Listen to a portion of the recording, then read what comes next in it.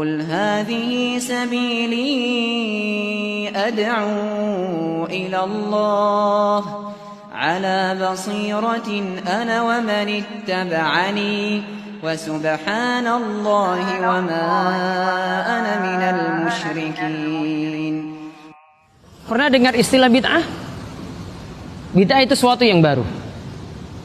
Namun kalau kita ingin memahami bid'ah yang tercela, itu ada 3 macam dalam agama kita. Ada yang kaitannya dengan i'tiqad, keyakinan. Ada yang kaitannya dengan amaliyah. Dan ada yang kaitannya, bid'ah itu kaitannya karena meninggalkan sesuatu. Hal ini disebutkan oleh Syekh Khalid Al-Muslih dalam kitabnya Al-Mukhtasar fil Aqidah. Contoh misalnya bid'ah dalam masalah keyakinan. Di dalam beberapa pemahaman aliran di dalam Islam, ada yang menetapkan sebagian nama, sebagian sifat Allah, dan dia menolak nama dan sifat yang lainnya. Contoh bid'ah dalam masalah amaliyah, yaitu kita membuat suatu ibadah yang tidak ada tuntunan dari Nabi SAW. Ini yang disebut dalam hadis Aisyah, diriwayatkan oleh Imam Muslim, man amila amalan laisa alaihi amruna fawarad. Siapa yang melakukan suatu amalan yang tidak ada dasarnya dari kami, maka amalan tersebut tertolak. Contoh dalam masalah ini misalnya dalam masalah kubur. Ada yang membuat kuburnya melanggar aturan dari Nabi SAW, yaitu dia membentuk kuburnya seperti bangunan. Padahal dalam hadis Jabir itu dilarang diantaranya. Rasul melarang menjadikan kuburan itu seperti bangunan. Artinya di atas kuburan itu didirikan bangunan. Contoh lagi bid'ah yang ketiga, yaitu bid'ah karena meninggalkan sesuatu. Meninggalkannya di sini dalam rangka ibadah.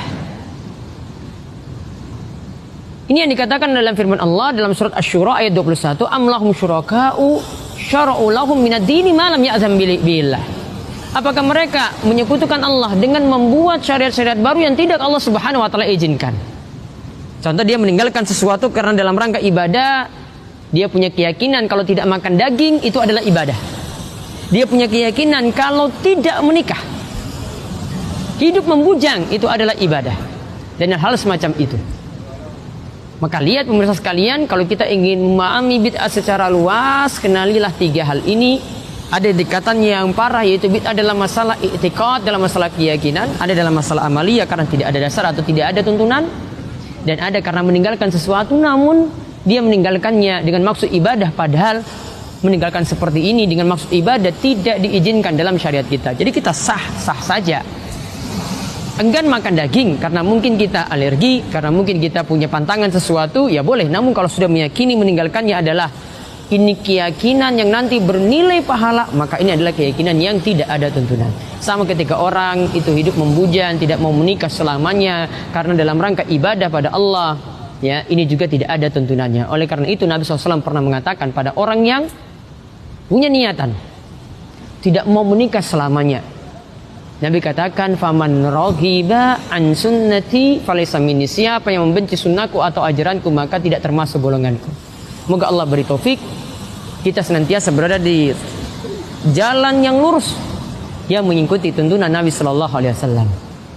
Wabillahi taufik. Moga Allah senantiasa beri taufik dan hidayah.